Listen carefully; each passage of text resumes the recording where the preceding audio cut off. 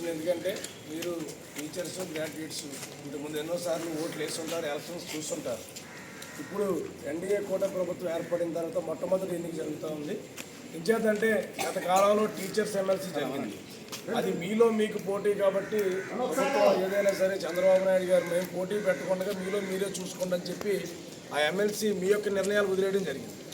ఇప్పుడు ఏదైతే graduates elections జరుగుతూ ఉన్నాయో మరి దాంట్లో భాగంగా పేరబత్తుల రాజశేఖర్ గారిని ఇక్కడ ఎంపిక చేయడం జరిగింది కూటమి అభ్యర్థిగా. దయచేసి ఈయనకి మొదటి నెంబరే రావడం జరిగింది. పేరబత్తుల రాజశేఖర్ గారి ఫోటో వస్తే మొదటి బాక్స్లో 1 నెంబర్ ఇవ్వాల్సింది మీ అందరినీ కూడా రిక్వెస్ట్ చేస్తూ ఉన్నాం. సీరియల్ నెంబర్ 1 అండి. సీరియల్ నెంబర్ 1 వచ్చింది. మనకు వేసే ఓటు కూడా 1. దయచేసి మీకు ఈ ఎలక్షన్ గురించి మొత్తం తెలుసు, కానీ రెండవ ప్రాధాన్యత ఓటు అనేది మీరు మర్చిపోయి మొదటి ప్రాధాన్యత ఓటు కూటమి ప్రభుత్వానికి అందించవలసిందిగా కోరుతా ఉన్నాం.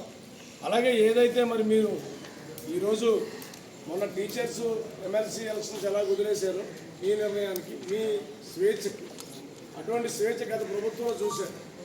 టీచర్స్ అందరినీ కూడా ఏదైతే మనం పాఠాలు చెప్పే మాస్టర్ని తీసుకెళ్ళి వైన్ షాపుల దగ్గర డ్యూటీ చేయడం, ఏదైతే మీ హక్కుల కోసం మీరు పోరాటం చేస్తారంటే మిమ్మల్ని నిర్బంధించి కనీసం ధర్నా చేయడానికి కూడా నిర్బంధించిన రోజుల్లో మీరు చాలా త్యాగంగా తెగించి మరి విజయవాడ నడివీధుల్లో అన్ని వీధుల్లో నుంచి ఒకసారి వచ్చి ఆ రోజున్న ప్రభుత్వం మీద మొట్టమొదటిగా పూర్తిగా వ్యతిరేకించిన వ్యక్తులు మీ టీచర్స్.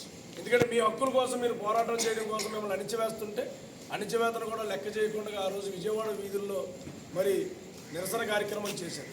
ఆ రోజు మనల్ని ఎన్ని ఇబ్బందులు పాలు చేశారో మీ అందరికీ తెలుసు.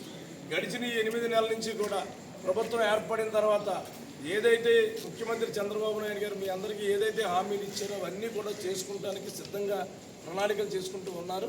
తప్పనిసరిగా ఉపాధ్యాయులు అంటే ఒక గౌరవం ఆయనకి. కాబట్టి మీ అందరూ కూడా ఏదైతే పేరబత్తుల రాజశేఖర్ గారిని మరి ఇక్కడ కూటమి అభ్యర్థిగా ఏర్పాటు చేశామో మీ అందరూ ఆయన్ని సపోర్ట్ చేస్తూ 1 నెంబర్ ఇవ్వాల్సింది కోరుతా ఉన్నాం.